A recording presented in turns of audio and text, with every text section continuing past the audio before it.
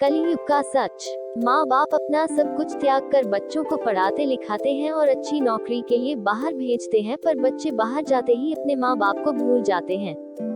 यहाँ 2 साल से इंदौर की एक बुजुर्ग महिला अपने पति के साथ सिर्फ इसलिए रह रही है कि उसका अंतिम संस्कार ढंग से हो जाए। महिला का बेटा इंजीनियर है और कनाडा में किसी हवाई जहाज कंपनी में 1 करोड़ के पैकेज पर काम करता है।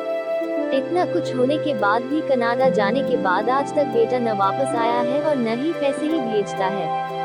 यदा कदा फोन पर बात जरूर हो जाती है और अब वो भी महीनों से बंद है। संजय प्लेस में एक चाय के खोखे पर बैठी बुजुर्ग महिला लोगों से पूछ रही थी कि थोड़ी देर बैठी रहूं, दुकानदार हटाएगा तो नहीं। इतने में एक नौजवान युवक आया और बुजुर्ग महिला से कुछ बात की और फिर कुछ दवाओं की खाली ट्यूब लेकर चला गया।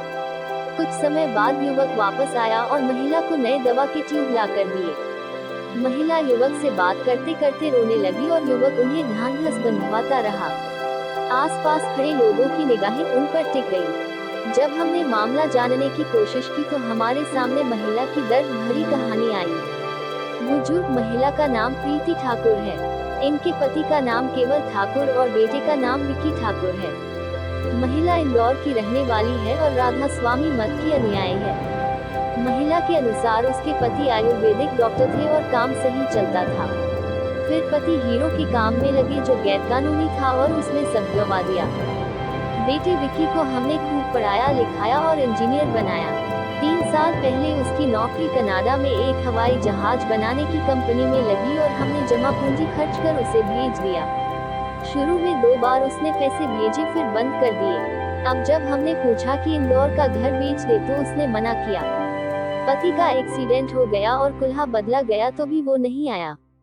कहता है कि उसे 4 साल काम करने के बाद छुट्टी मिलेगी।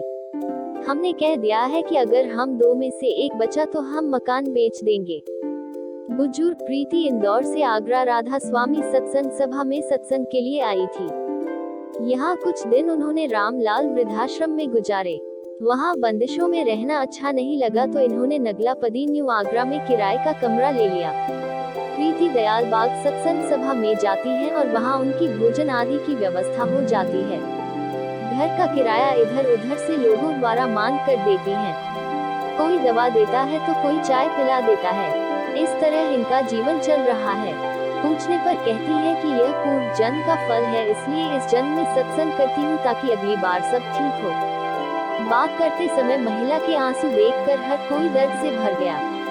लोग महिला को देखकर सोच रहे थे कि बच्चों को अपने से दूर भेजने पर वो इतना दूर हो जाते हैं कि माँ बाप की हालत भी उन्हें विचलित नहीं करती और वो उन्हें भी भूल जाते हैं। इस माँ की कहानी आज के दौर में हजारों ऐसी माँ से मिलती होगी जो आज चाहे आलीशान बंगले में रह रही हो या फिर एक झोपड़ी में, लेकिन उसकी नम आंखें आज भी उस बेटे के घर आने की राह देखती हैं जिसे न केवल उसने अपने सीने से लगाकर पाला बल्कि उसे पढ़ा लिखाकर दुनिया के काबिल बनाया। पर शायद उस माँ को ये नहीं मालूम था कि बाहरी दुनिया की भीड़ में वो बेटा अपनी दुनिया को ही भूल जाएगा।